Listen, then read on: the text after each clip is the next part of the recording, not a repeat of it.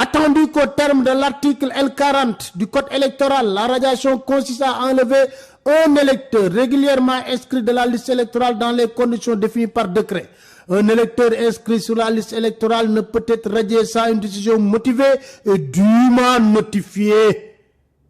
Dûment notifiée. Mu ne bu ñu sukkandikoo ci article L40 radiation dafa am yoon. Boo bëggee génne électeur ci liste électorale dafa am ay conditions yu ñu fixé par décret nee na boo ko radié timit da ngay wax lu tax nga radié ko ba pare doo yem ci loolu nga jibbal ko kayit ni ko lii tax ma radié la. La procédure de radiation d'office a principalement lieu lors de la période de consolidation du fichier. Après la publication des listes issues de la révision, elle est mise en œuvre par les autorités administratives compétentes et le service de gestion du fichier général des électeurs. Elle est initiée pour l'électeur qui a perdu son statut d'électeur. Que l'article 307 du Code de procédure pénale, déglu leen ma de, juge Ousmane Racine Thion, man faa naa ko sax.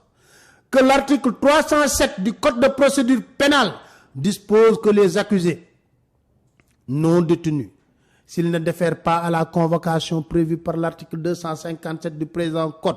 sont jugés par contumace par la chambre criminelle. S'ils se constituent prisonniers ou s'ils viennent à être arrêtés avant les délais de prescription, l'arrêt est anéanti de plein droit et il est procédé à nouveau dans les formes ordinaires, à moins que le contumax déclare expressément dans un délai de 10 jours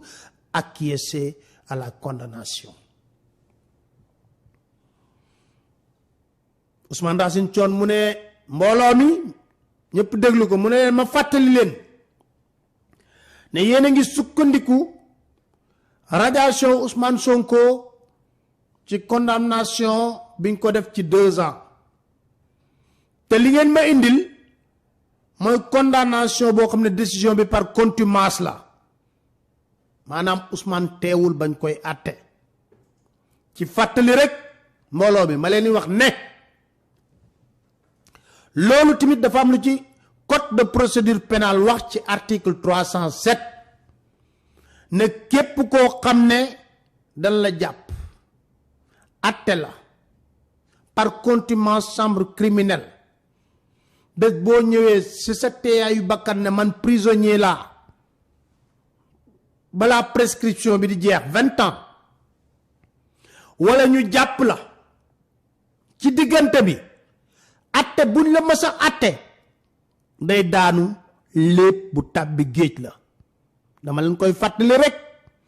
Attendu qu'en l'espèce il convient d'emblée de rappeler que contrairement à la prétention de l'État qui pour faire échec à la demande a soutenu que le juge du contentieux de l'inscription sur les listes électorales n'a pas de prérogative pour rétablir un contumax ou anéantir les effets d'une décision rendue par la chambre criminelle du tribunal de grande instance. Il ne s'agit point pour ce juge de censurer une telle décision, mais d'apprécier les motifs de la mesure de radiation soumise à son jugement pour décider de la maintenir ou de l'annuler. Qu'à cet égard, il a plénitude de juridiction et peut dans ce cadre apprécier si le jugement sur lequel est adossée la mesure de radiation est de nature à produire un tel effet. Mu ne état bi moom ci layam déglu naa leen bu baax da ngeen ne coowul radiation bi buñ ci laaxaale jugement wu Ousmane Sonko par contumace ndax nag ñii di àtte ci wàllu liste électorale yi seen yoon warul nekk ci àtte gu ñu ca àtte Ousmane Sonko juge Ousmane Racine Thion ne dégg naa bu baax li ngeen wax. Attendu que ceci étant précisé, il y a lieu de relever qu'il est produit au dossier une copie de la lettre N307 M.DAF, espèce du 25 juillet de monsieur le directeur de l'automatisation du fichier au ministre de l'Intérieur ayant pour objet de traitement des condamnations de la chambre criminelle. Monsieur le ministre, par votre lettre citée en référence, vous m'avez transmis la liste des personnes ayant fait l'objet de condamnation à des peines d'emprisonnement ferme par la chambre criminelle. Par la même occasion, foofu juge bi nee na yéen état bi da ngeen ma jox benn lettre boo xam ne mi ngi bàyyee ko ci direction de l'automatisation du fichier muy tontu ministre de l'intérieur ne ko yaa ma jébbal benn courrier ne leen ñii la chambre criminelle atte tëj leen nañ leen génne ci liste yi def naa ko. Qu'il ait en effet joint à la dite lettre la liste des personnes retirées du fichier des électeurs, que sur cette liste figure le nom de Ousmane Sonko. Attendu qu'il s'infère de ces éléments a été retiré de liste en exécution, ci loolu ngeen sukkandiku dégg nga de juge bi lu mu leen wax dafa na leen yéen pour ngeen génne Ousmane Sonko ci liste yi ci fenn rek ngeen sukkandiku mooy atte nañ ko chambre criminelle parce que loolu le ministre bu bind waa daaf tontu ko na ko ñi condamné pour chambre criminelle yépp monsieur le ministre génne nañ leen ci liste bi ci loolu ngeen sukkandiku pour génne ci Ousmane Sonko ci liste yi.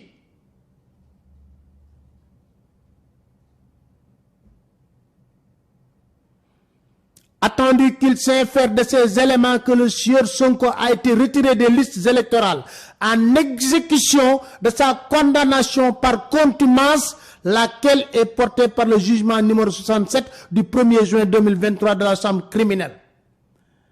Jugement Racine Thion na leen yéen génne gi ngeen génne Ousmane Sonko ci liste yi yéen ko basé ci atte bi ngeen ko atte chambre criminelle ci ngeen sukkandiku pour génne ko foofu nag la dawalee mu ne mais attendu qu'il est dit à l'article 307 susvisé que le jugement de contumace est anéanti de plein droit lorsque le condamné est arrêté ou s'il se constitue prisonnier avant la prescription de la peine, qu'il n'est pas discuté que le sieur Sonko est arrêté et détenu, que même supposé comme le prétend l'État du Sénégal qu'il s'agit d'une arrestation pour autre cause, dès lors que le contumax se fait connaître de façon expresse lors de son arrestation, son état de contumax, et déclare qu'il n'acquiesce pas au jugement, l'article 307 du Code de procédure pénale doit trouver application. mu ne leen mbooloo mi dama leen fàttalikil ci kanam 307 la mu wax ne képp ku ñu jugé par contumace nga ñëw ñu jàpp la jugement boobu day daanu yéen ci ngeen sukkandiku pour génne Ousmane Sonko ci liste yi moom nag ba ngeen ko jàppee mu nekk seen loxo te loolu yéen waxtaanewu leen ko sax fii parce que xam ngeen ne loolooy dëgg kon bu ñu sukkandikoo ci article boobu de article 307 xam ngeen ne fa ngeen tegoon Ousmane Sonko pour génne ko ci liste yi atte boobu daanu na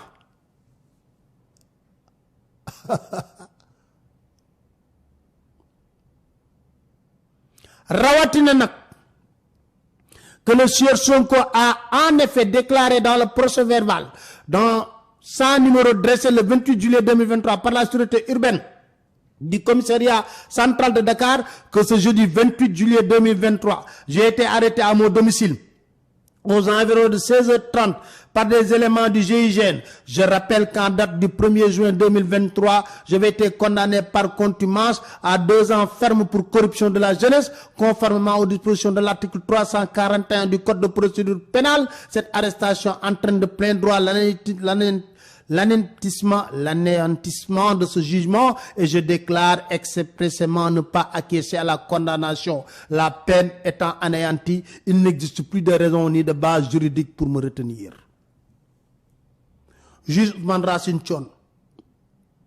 mu ne leen waxatuma sax article 307 bi daaneel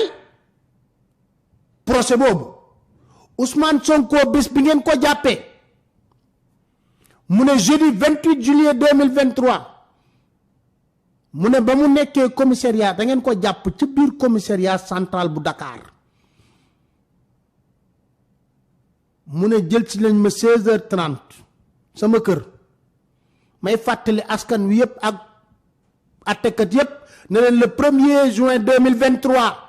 dañ ma atte teewuma par contumace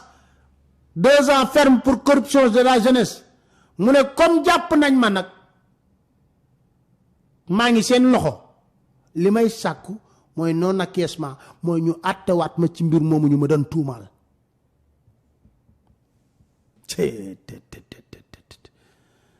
Oh,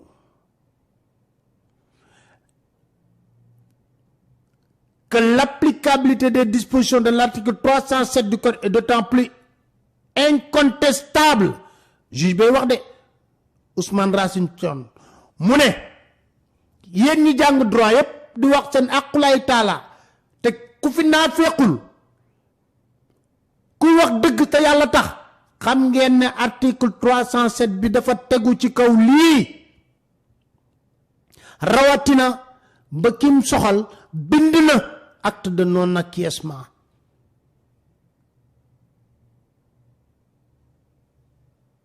Quand le détenant, l'État le prive de cette faculté, ne peut par conséquent prétendre maintenir les effets de cette condamnation. Mu ne kon état bi yow mi ko jàpp mu ne wëlbatiku jàkkaarloog ñun tamit xam ne seen atte boobu daanu na yaa ko condamné par contumace